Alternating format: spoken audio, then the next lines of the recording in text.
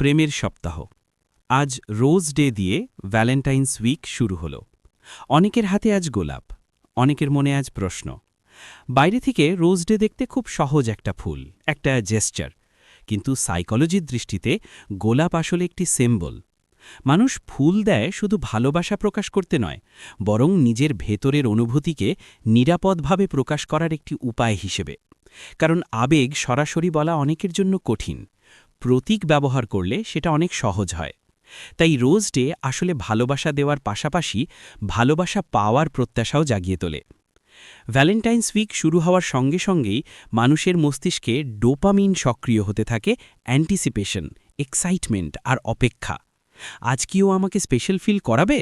আমার জন্য কিছু করবে তো? এই প্রশ্নগুলো খুব সাধারণ, খুব মানবিক। কিন্তু যারা একা, যারা রিসেন্টলি ব্রেকআপের ভেতর দিয়ে যাচ্ছেন, বা যারা সম্পর্কের মধ্যেও ইমোশনালি ডিসকানেক্টেড, তাদের জন্য এই একই অ্যান্টিসিপেশন অ্যাংজাইটি হয়ে দাঁড়ায়। চেম্বারে আমরা দেখি রোজ ডে থেকে শুরু করে পুরো সপ্তাহটাই অনেক ক্লায়েন্টের জন্য ইমোশনাল সেন্সিটিভিটি পিরিয়ড। ইতিহাসের দিকে তাকালে দেখা যায় সেন্ট ভ্যালেন্টাইন প্রেমের বিয়ের পক্ষে দাঁড়িয়েছিলেন এমন এক সময় যখন প্রেমকে স্বীকৃতি দেওয়া হতো না। সেই দৃষ্টিকোণ থেকে ভ্যালেন্টাইন্স উইক মানে শুধু রোম্যান্টিক উৎসব নয়, এটা নিজের অনুভূতিকে স্বীকার করার সাহস। কিন্তু আধুনিক সমাজে সোশ্যাল মিডিয়া ও কম্প্যারিজন কালচার এই সপ্তাহটাকে অনেক সময় ভালোবাসার নয়, বরং পারফরম্যান্স প্রেশারের সপ্তাহ বানিয়ে ফেলে।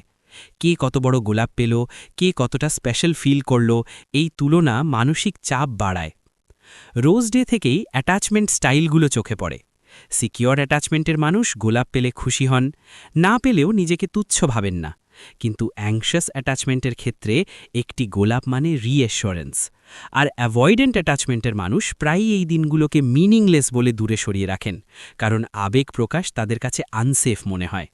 এই ভিন্ন ভিন্ন প্রতিক্রিয়াই সম্পর্কের ভেতরের অদৃশ্য প্যাটার্নগুলোকে সামনে নিয়ে আসে। সাধারণ মানুষের ভাষায় বললে এই সময় কষ্ট পাওয়া